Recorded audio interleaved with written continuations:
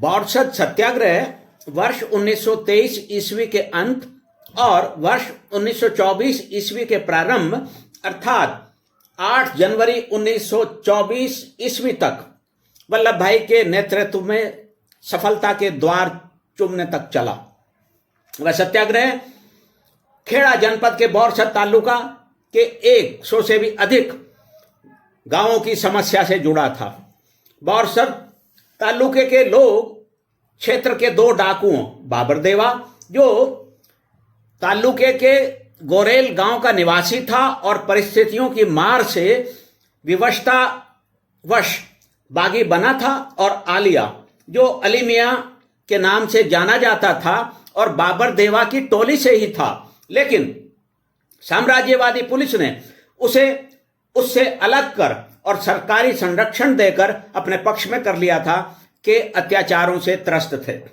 बोरसद और आणंद क्षेत्रों के लोग उनके द्वारा की जाने वाली लूट और हत्याओं से भयभीत थे। पुलिस उन दोनों से जनता की रक्षा करने में सक्षम नहीं रही।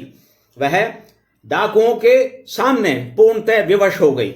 स्थिति यहां तक बन गई कि गांवों के कुछ लोग भी लालच और भय दोनों के कारण अपराधियों को आश्रय देने लगे। उनकी अन्यायी गतिविधियों और अत्याचारों में प्रत्यक्ष और अप्रत्यक्ष रूप से भागीदार हो गए। ऐसी दशा में सरकार जन रक्षा के नाम पर दूसरे प्रांत से लगभग 400 पुलिस वालों को बोरसद तालुका में ले आई। साथ ही सरकार ने उन पुलिस वालों के वेतन आदि पर होने वाले व्यय की वसूली जनता से करने का आदेश भी दिया। वसूली के आदेश के संबंध में जन रक्षा में विफल सरकार ने यह तर्क दिया था कि तालुका की जनता डाकुओं का साथ देती है, इसलिए अतिरिक्त पुलिस की व्यवस्था करने में होने वाले व्यय को जनता को ही देना होगा। सरकार ने तदनुसार 25 सितंबर 1923 ईस्वी को तालुके के 16 वर्ष से अधिक की आयु के सभी लोगों पर 2 रुपए 7 आने की दर से कर लगा दिया। जनता डाकुओं के अत्याचारों से त्रस्त थी। सरकार जनरक्षा के अपने उत्तरदायित्व निर्वहन में पूर्णतः विफल थी। इस पर भी उसने लोगों पर अन्याय कर थोप दिया। लोगों की कोई सुनने वाला नहीं था। वे पूर्णतः विवश थे और डाकुओं के अत्याचारों से त्रस्त भी थे।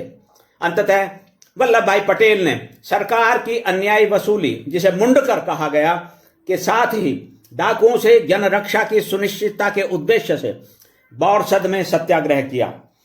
उसका सफलतापूर्वक 8 जनवरी 1924 ईस्वी को अंत हुआ। बाबर देवा जैसा डाकू वल्लभ भाई की प्रेरणा से हथियार डालकर पुनः घर लौट आया। वह साधारण और सभ्य व्यक्ति जैसा जीवन जीने के लिए प्रतिबद्ध हुआ। सरकार को मुंडकर का आदेश वापस लेना पड़ा।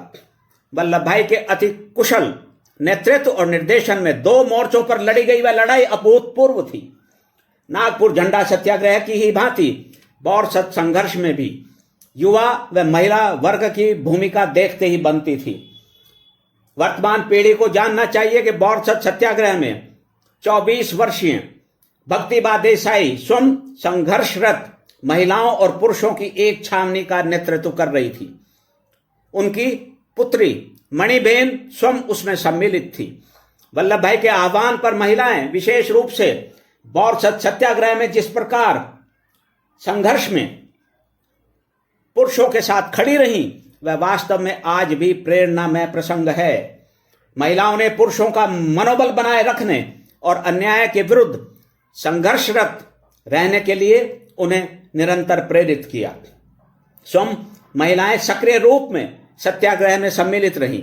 बोरसद में वल्लभ भाई ने आह्वान किया था, संगठन कीजिए, ईर्ष्या का त्याग कर दीजिए। सभी नर नारी एक ही नाव में बैठे हैं, ऐसा मानकर चलेंगे तो इस संघर्ष में विजय अवश्यंभावी है। सरकार अपनी शक्ति से भले ही ले ले, लेकिन हम अपने हाथ से यह दंड बिल्कुल नहीं देंगे। आप सभी मिलकर ऐसा दृढ़ निश्चय कर लेंगे। उनके आह्वान ने आमजन नारी वर्ग विशेष रूप से युवतियों के मस्तिष्क पर गहन प्रभाव डाला था। वल्लभ भाई पटेल से प्रेरित होकर, जैसा कि कहा है, वे बोरसद के संघर्ष में पूर्णतः सहभागिनी रही थी।